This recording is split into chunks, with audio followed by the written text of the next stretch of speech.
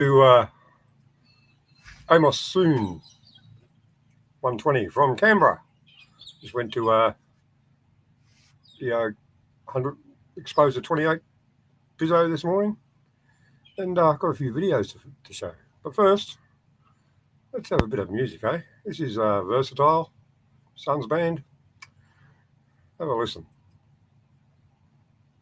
Whisper all your energy to me.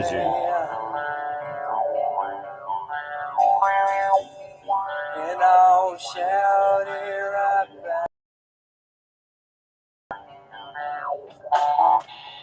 Floating high above the sea. Bringing me to attack. Energy. The energy. What's it gonna be? The energy. Flowing out of me.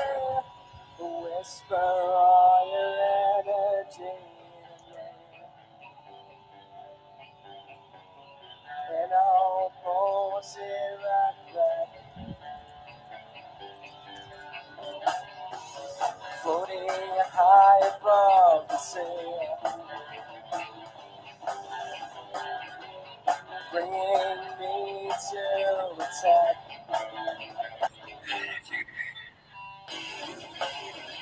The energy. The energy. Flowing out of me. What's Good day, Al. Hiya, mate. flowing out of me?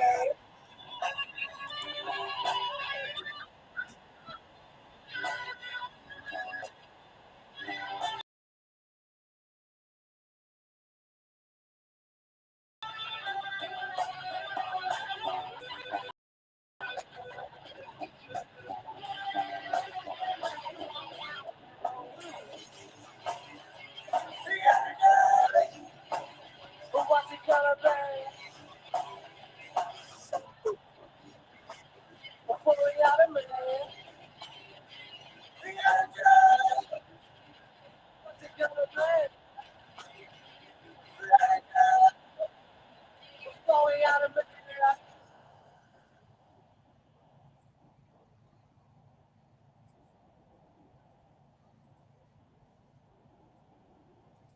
Getting a bit of sound feedback from somewhere. From there. Sorry, folks. I had another channel. Well, as I said, I went down to what used to be the rock garden and did a couple of videos. So we'll start with this one, shall we? This is yeah. Howdy, folks. Amos again. It's in Canberra. Yeah, I don't know if you can see them from here. Chemtrails all over the shop. There's a new one being formed right now.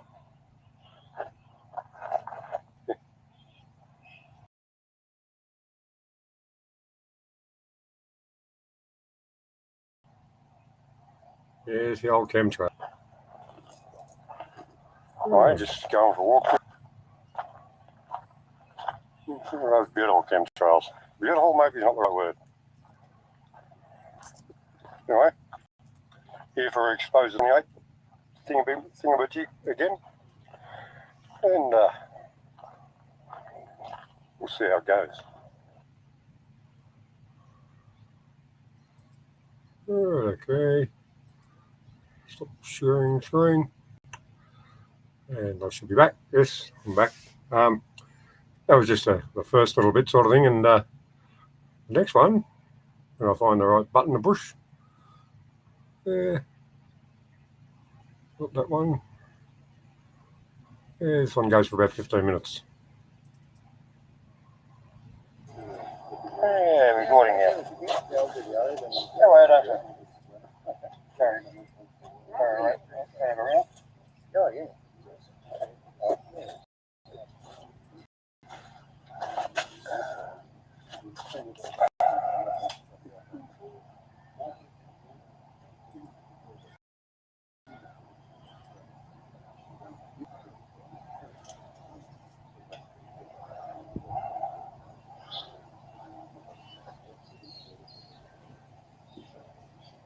Yeah, I've got a new gimbal, and it's got a little tripod on it. So I used it today.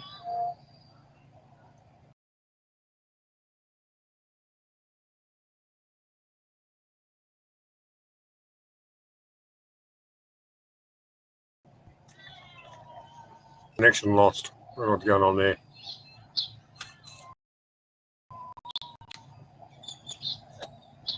Yeah. How's the sound going, folks? Whether you can... Of remembrance, please remove hats. Part of the day, every day. They went with songs to the battle. They were young, straight of limb, true of eye, steady and aglow. They were staunch to the end against odds.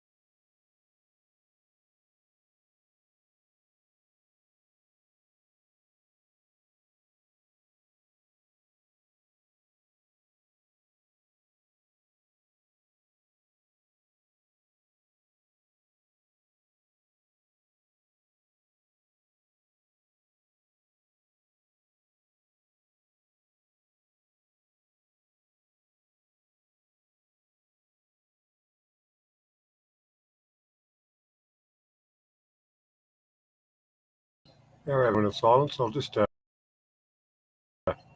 jump ahead. No disrespect, men.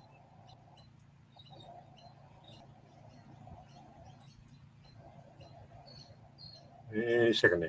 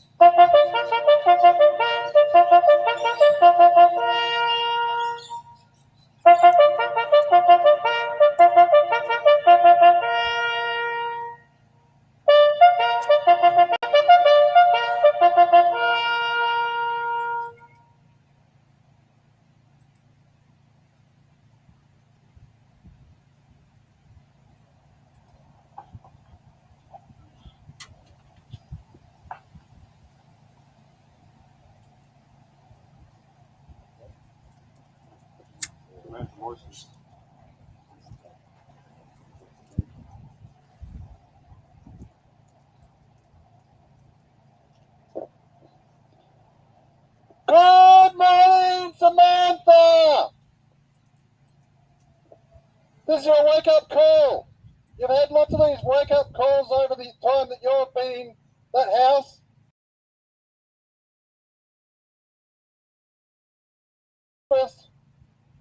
With Dilmar and everything. But this is your wake-up call from the people of Australia. So I hope you've had your breakfast and you're on the balcony listening. And this is brought to you by lots of people around Australia who will one day be here.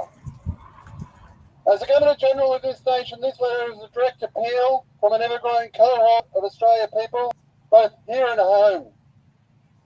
We call on you to action the public reveal of the unredacted findings in the police report from the Woods Royal Commission 1995 to 1997. The Wood Royal Commission, as catalogued with the Police Integrity Commission, resulted in a 90-year suppression order containing the names of 28 alleged pedophiles of prominent stature, including judges, government officials, an ex-Prime Minister, and others, frighteningly enough, who are all keeping each other's secrets.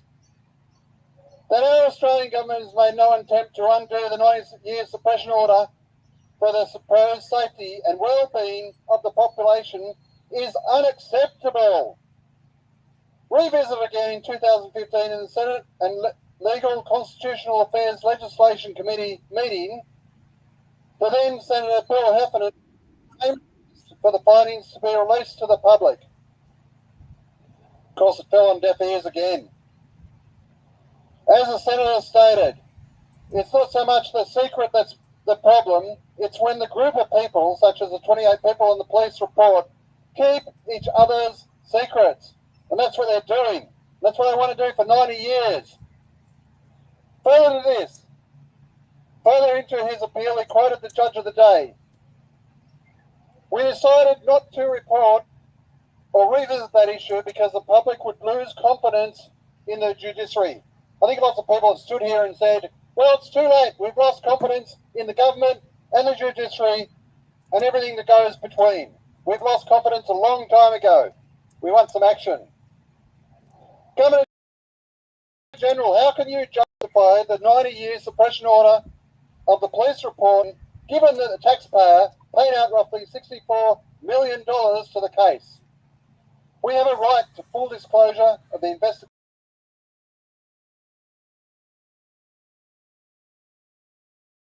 given that we paid for it.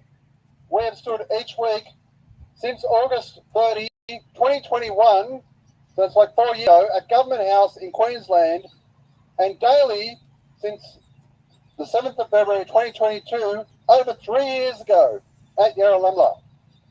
Where the real victims, family members of victims, or friends of victims of the appalling industry of child trafficking and pedophilia.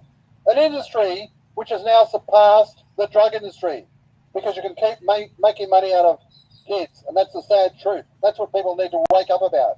There was a war on drugs. Let's have a war on pedophilia, but let's make sure it's successful, not try and cover it.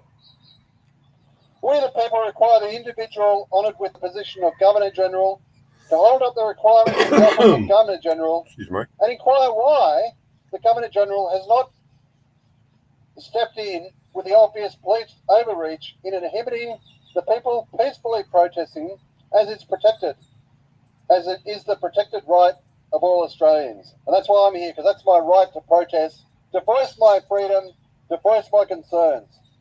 And I've stood here a few times, not as much as some of these warriors that come a lot of time and a lot more than me, but there's been a presence here for a long time, and it seems that no one in that house is listening. It is up to the men and women of Australia to determine their level of confidence in the police, judiciary system, the media, yourself, and the Parliament on this matter. Yours sincerely, concerned men and women. And I just want to ask a few more questions, Samantha, and to all Governor-Generals who have sat in their house. What's your day like? You just get served and you get looked after and you get everything provided to do what? What is your job? And I thought, has the royal assent of legislation that is passed by the lower houses and the upper house, and then it goes to the Governor-General for royal assent, has that royal assent ever been not provided? Has it been revoked? Have you revoked legislation and said, no, this is not a good law for the people? I'm supposed to be looking after the good for this nation and make sure that the government isn't turning to tyranny, is a tyrannical government. Is there ever a case where the Governor-General has turned around and decided not to provide royal assent, or are they just working for the government anyway and just rubber stamp everything? And a good example that I was discussing before this was when Scott Morrison, the minister of most of the portfolios during the COVID, because he thought it would be the good idea. He didn't tell the ministers that were those ministers for those portfolios that he was going to do it. He put in legislation to appoint himself as the minister for all those portfolios, and that would have gone to David Hurley, and he could have turned around and said, I don't think it's a good idea, because it wasn't very, well, constitutional. I don't know if that even rates a thought these days, because we're not a constitutional country anymore. But was there any conscience that said, no, that's not a good idea, we should not do this? No, he probably just rubber stamped it like that's his role, because if he doesn't rubber stamp it, who pays the Governor-General after all? You don't want to bite the hand that feeds you. So who pays for the Governor-General, and do you ever scrutinise things that are put before you and actually have a conscience vote and get a feel for what the Australian people want? The government is supposed to make legislation for society, for the benefit of society, not just ram through rules and laws that we saw at the last sitting day of the last session, where 34 bills or something were ran through, and then they were rubber stamped, and people didn't even have a chance to discuss it in Parliament. It was disgusting. They came in that morning and said, we're just going to put these bills through. We're not going to debate it because there's no time. We've run out of time, so just put it through and let's get that into legislation. And that's what's happening. So it's up to the people of Australia to not abide by those rules that are just rammed through. They've got to think, is this a good law for Australians? Is this good for society? And if it's not, then it's our duty to actually stand up, even though it might be legislation and it might be rubber stamped. It is our duty as Australian people to sit back and think, is that what we want as a nation? And should we just let this legislation, with all its penalties, be implemented? And if it is implemented and it does become law, well, it's only written down on a bit of paper anyway. So we always say no.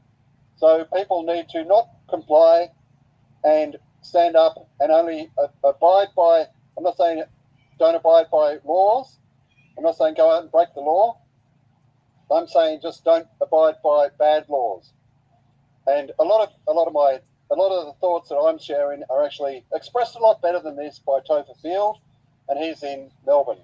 So I hope Topher would agree with this, but it's basically don't worry, don't take in the fear that's caused by the discussion of these bad laws, like the hate speech law and all these other things, disinformation, misinformation, all these bills. Don't get caught up in the fear of it. Just think that if it does get passed and you're in a situation where you've broken the law, then just say, no, I don't agree with that. And that's what we've got to do as Australians. We've got to come together.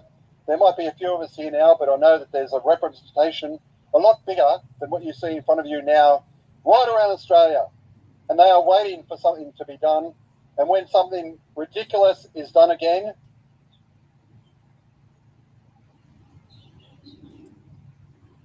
Oh, think about that. Everyone finished? We go on to the next one. our house and be subdued by people standing up on a podium telling us what we can do and what we can't do every day. We've gone past all that, and you won't get away with that anymore. Try it again, and you'll find out how much resistance is in this country.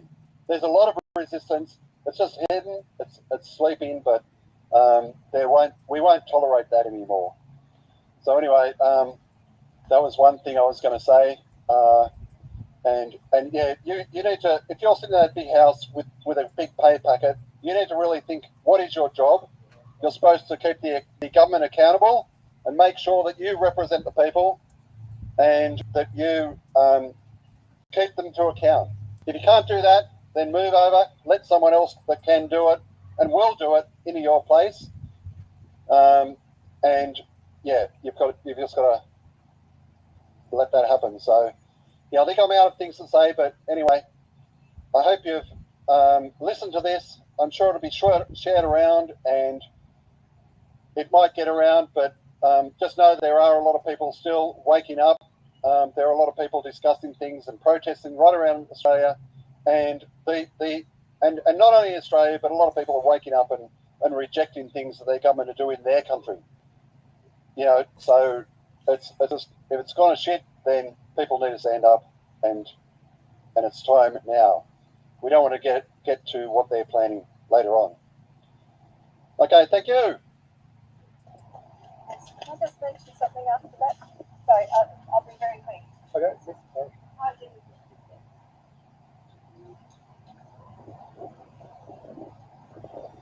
Good morning, all. Just a quick little thought. Just wanted to share. So, what goes through as legislation, we see as laws, and I don't believe they are from the research and conversations I've had. I believe they are like a book of rules for the corporate, whatever you want to call it. Yeah, and basically, if it goes against the Constitution, it can be challenged in the High Court. And that's what most believe don't realise. I don't know the process of doing that, but they are not actually... Yeah, you got to have a lot of money for lawyers, though. Rules, really. Guidelines. And these... What does go against the Constitution can be challenged. So just to keep that in mind. Thank you. Yeah. Who's this fat bastard? The example just given then was the mandates that were dropped because they weren't legal. They're not law. Thanks.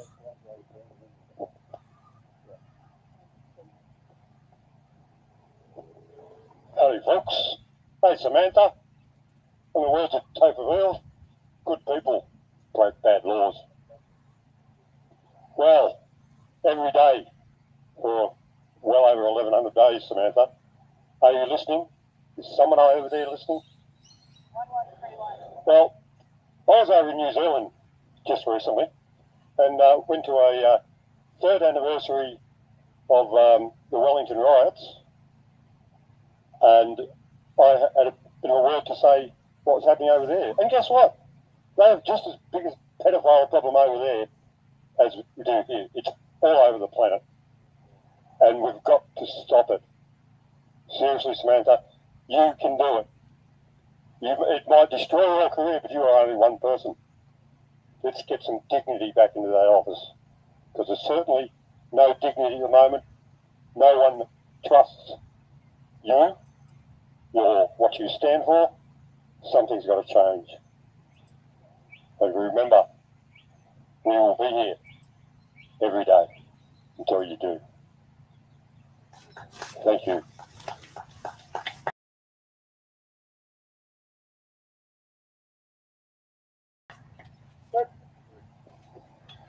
Yeah, I was all over the planet, folks. All over the planet. run out of things to say, I'm afraid. A bit of stage fright, even. 1131 all.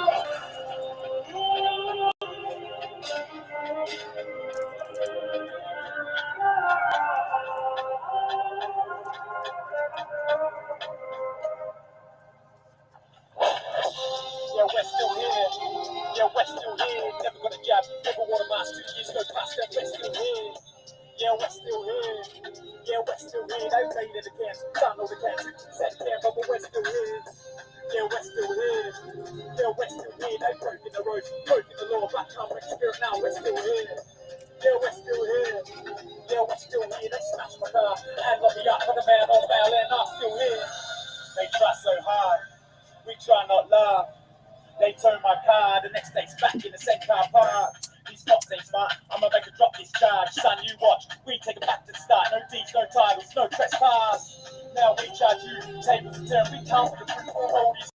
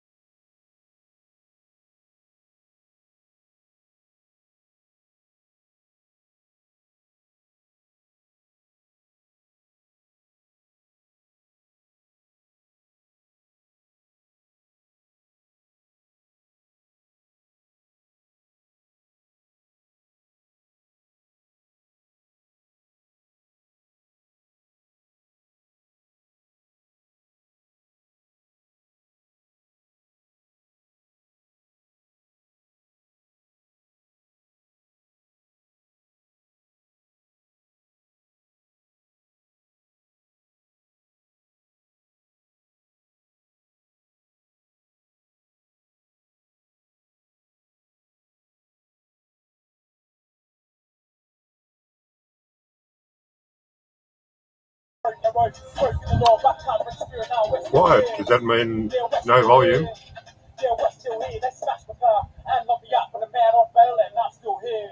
That's an issue.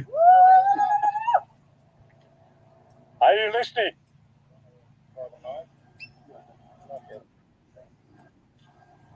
Yeah, it's working over here.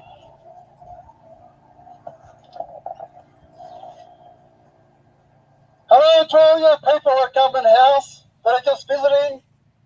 I want to ask you a question. While you're there, ask the Governor General if you can meet the Queen of Australia.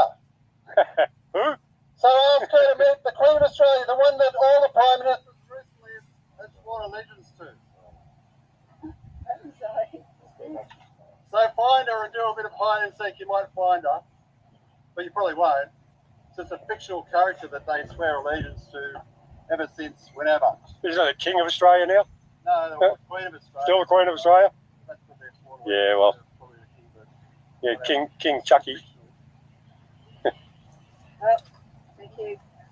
yeah, it's great. That'll be a good project. Alright, okay. Let's get me back on, shall we? Switch you on screen. Ah, I'm back. Hey, did you like the picture I just showed of the took a picture of the bus just before I went on line and did a bit of a edit. Amos Sewn in Canberra. Well, from Canberra, in Canberra, whatever you want to call it, but I'm actually in Canberra. So, what I was thinking now, though, might actually news. It's a bit of a news story that's been around. DK was talking about earlier today. I'll have to share my screen again. And this one. Yeah, this goes. Yeah, that's the one. And in a second, I'll. Yeah. Anyway. Yeah, here's the headline. Why police think criminal gig economy is behind Sydney's anti-Semitic, that word, attacks. Anti-Semitic, yes. Not many Semites over there, though, I'm afraid. Anyway, more than a dozen people are facing charges over alleged anti-Semitic incidents across Sydney, but authorities now believe the attacks were not ideologically motivated and were instead orchestrated by organised criminals. And who do you think those criminals may have been? Those faced charges, aged 26 to 41, were arrested in widespread dawn raids across Sydney. The attacks include arson attempts on 2 Bondi businesses and Maroubra, a graffiti incident across the eastern suburbs. Those incidents have been investigated. Excuse me. Very professional, I know. Those have been investigated by Strikeforce Pearl, compromising of some 50-odd officers from various police commands in New South Wales. But in mid-January, investigation was escalating when a caravan loaded with explosives, which contained threats towards the Jewish community, was discovered in Dural. During the extraordinary press conference this week, senior New South Wales police and federal police figures revealed the incidents being investigated by both Pearl and separate operations into the dual matter dubbed Kissinger, where really? Yeah, can't make this shit up, mate. Were not what they first seemed. None of the people under the strike bill displayed any form of anti-Semitic ideology, New South Wales Police Deputy Commissioner David told reporters. The incidents were, he alleged, instead being orchestrated by an organised crime element that conducted to further their own causes. Their own causes, eh? Well, wonder what little crime syndicate would have been doing that. There's a lot of speculation that it might have been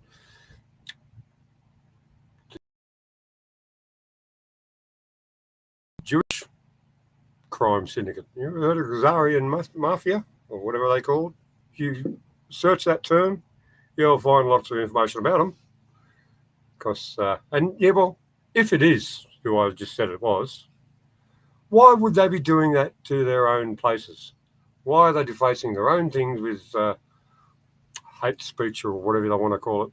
Why is it so? What would they have to gain? Well, this appears to have backfired on them a bit, because it turns out that it's not anti-Semitic people. That word riles me, because when the Jewish people say anti-Semitic, they think anti-Jewish, but it's not anti-Jewish. Anti-Semitic is the people from the area, like Palestinians, all that area. That's Semitics, apparently. I don't know the full details, but I recommend you search some more. Anyway, let's look at another news site. I'll just share my screen again and see what happens. I'm going to just wing it from here. Yep. And we'll see how this goes. If I can. Yeah, let's have a look at what Press TV says. Press TV is a Iranian news mob. Israel jets bomb Damascus. Outskirts of tanks events in Quneitra. Yeah, that's not very nice, isn't it?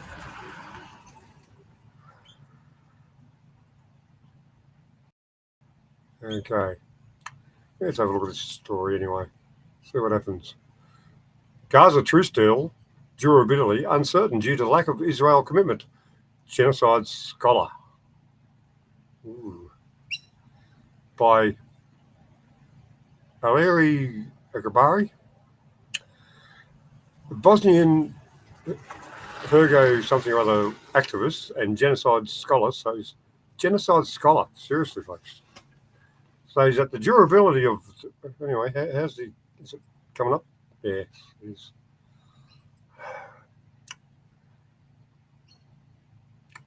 Durability of the truce agreement between Hamas and Israel remains uncertain due to the lack of commitment from the Israeli side. An interview with the Press TV website, I hate these words, underlined infringing that the Israeli regime was and ambiguous terms outlined in the second and third phases of the ceasefire agreement, which came into effect last Sunday, as factors that could have been sustainably and longevity affect its, yeah. Oh, you know how it goes, folks. That's the news anyway. I should try and look at something else. That one's a bit boring. Not boring, it's fucking horrible. Let's see what Al Jazeera's, what have they got to say? Royal Zone? Yeah, it's happening slow. Calls for action are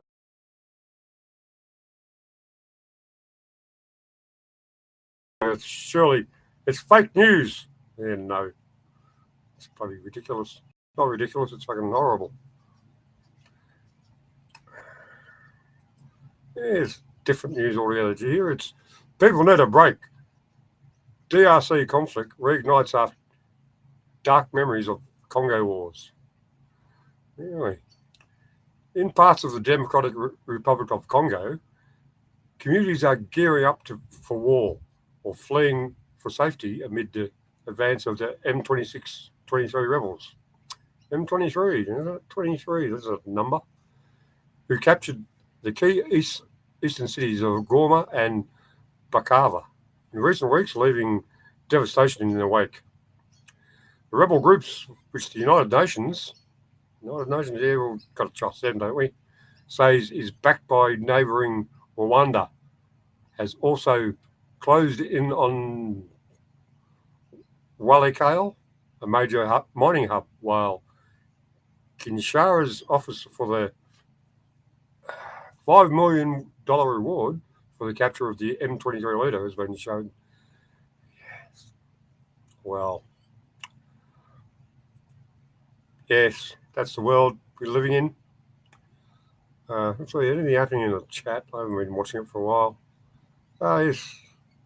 Good find, Alan. Yes, thank you. Yeah, but oh, yes. I like that little thing you put up there.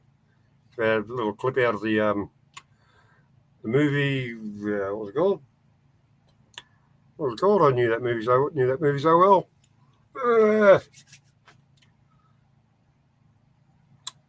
Geez, bit of mind fog affecting me, Blake. So I might leave it there for now. Hope you have a great life. You've got to be good to each other. Remember, much love, no fear.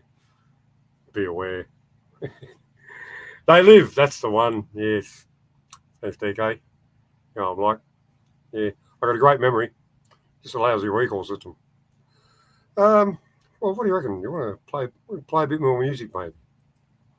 Yeah, what do you reckon? Actually, let's hear a bit of the Blues Bombers.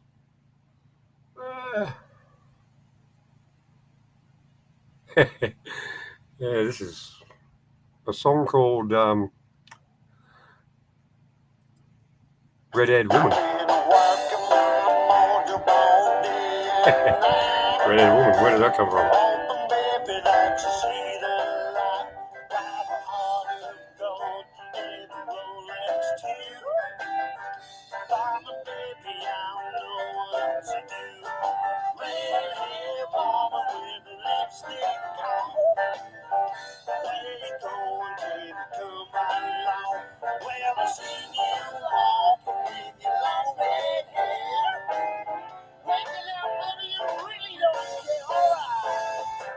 Take the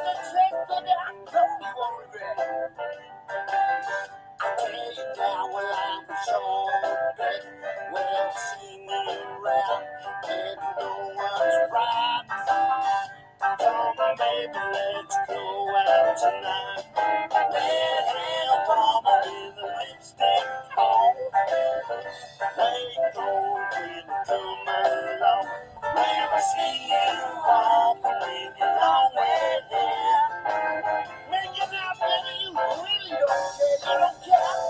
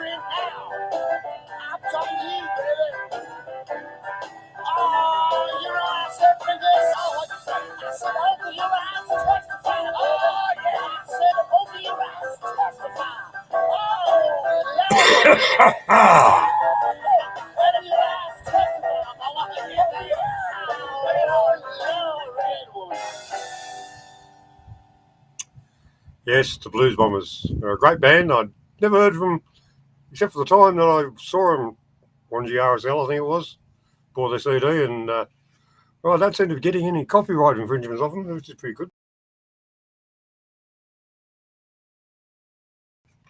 Anyway, not too bad, I don't think.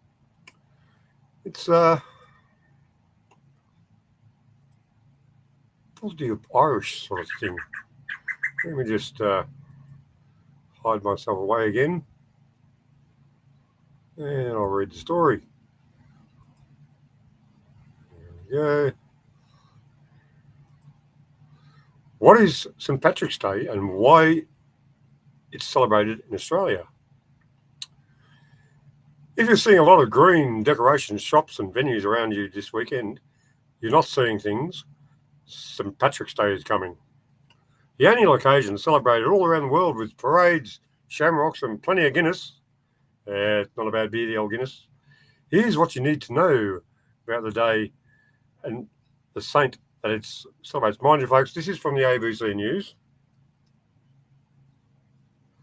which are not known for telling the news, shall we say. Anyway, when is St. Patrick's Day? It's Monday, March 17, which is, what day is the day? Oh, it's next Monday. Excuse me. I'm not drinking Guinness at the moment. I'm drinking a beer. It's it's brewed in Canberra. It's called Bent Spoke.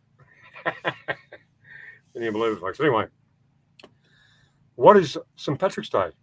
St. Patrick's Day is a religious holiday celebrates the life of Ireland's patron saint, St. Patrick.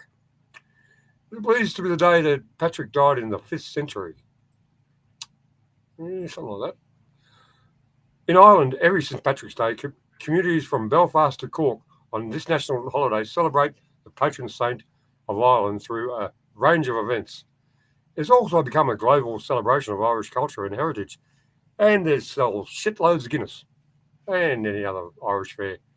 In the mid-1800s, saw a wave of people leaving Ireland due to the potato famine and the result of popular unrest to relocate to such places as the US, Australia, bolstering the celebrations even further.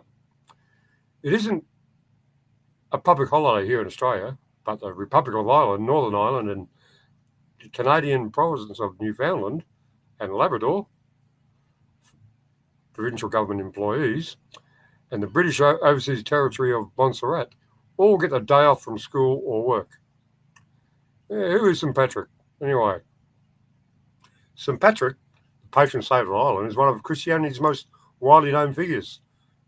But fun fact, he wasn't even Irish. Go figure, eh? Sounds like a bit of propaganda. Anyway, St Patrick was born in Britain near the southern border between modern Wales and England. What exact dates vary, most historians to agree that St Patrick was born between the late 300s and mid 400s. He was credited as bringing Christianity to Ireland in the 5th century, and they celebrate that, eh? Yes, get a bit of religion into your folks and have some Guinness while you're there. Oh, well, yeah, that works. He's known primarily for his 2 written works, Confessio, which is a spiritual autobiography. Confessio. Letter to Corticus, which is a denunciation of the British mistreatment of the Irish. And let's face it, there's been a bit of that. The British are a bunch of cunts. Whoop, I'm British. Well, no, I'm not, but I was born there. Anyway, there are also several other stories about the patron saint which are proven false by historians. One of the most famous is the tale that drove out all the snakes from Ireland. At no time has there ever been any suggestion of snakes in Ireland. So there is, maybe they're getting rid of some other lizards. Nothing for St Patrick's to banish. National Museum of Ireland's Nigel Montague told the National Geographic in 2018. Why is St Patrick's Day associated with green? Well, colour green is now synonymous with St Patrick's Day and Irish pride, but it wasn't always this way. Until the 19th century, the colour associated with St Patrick's Day was actually blue. Yeah, curious, that. Well, drink enough Guinness, you're getting up, going a bit blue probably. Anyway, how is Patrick's Day celebrated in Australia and probably New Zealand and probably a lot of other places, America? They do it big over there. Must be a Western world thing. We're going to have a St Patrick's Day in Gaza? Probably not. Anyway, while it begins as an Irish holiday, the Irish diaspora spread around the world brought the celebration to a global stage. Australians particularly love celebrating St Patrick's Day, perhaps because so many Australians have some Irish ancestry. Yeah, apparently my fucking ancestry started in Ireland a couple hundred years ago. Yeah. Anyway, at one time, 25% of the population of Australia were Irish. Not anymore, according to some university dude.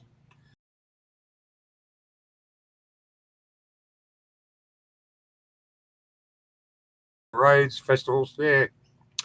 Community events featuring Irish music, dance performance, and displays of the Irish flag, and shitloads of Guinness. Sorry, I added that bit in. What? The city of Chicago in the US celebrates St. Patrick's Day by dyeing the river green. That's responsible, do you think? Globally, many Western countries and with large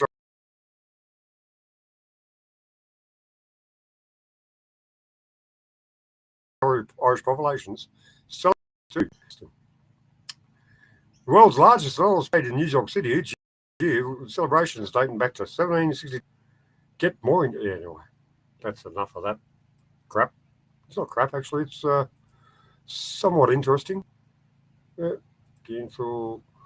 Stop sharing screen. And I might put myself back on the screen for a moment.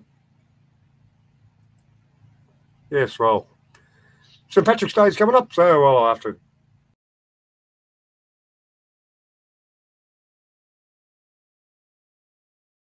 catch up on some Guinness. Oh, bad connection again. What's happening in the chat room? Anything? No, nothing. Madeline. Hello, Madeline. Oh, yeah. G'day, mate. Madeline. Made in. Sorry. Yeah. Sorry, I thought there was a lady on board. I have to stop swearing for fuck's sake. Yeah, don't worry. Well, that's how long are we going? Nearly an hour. That's long enough. This is my first show back in Australia. I haven't been doing many shows lately. A few shows over in New Crazyland. Most of them have been on YouTube and DLive, and because since I stopped using OBS, just use Restream through the browser, and it seems to be working. So until I see you next time, you've got to remember, I'm not the sharpest knife in the block. A bit like a bread knife, cut through difficult subject matter. Always leave plenty of crumbs on the board. So cheerio, folks. Be good to each other, and I might do a report on St. Pat's Day after a couple of Guinnesses. That'll work, won't it? Be good to each other, because really that's what's important. And as me mate Max Egan says, in like Ash. Ta-ra.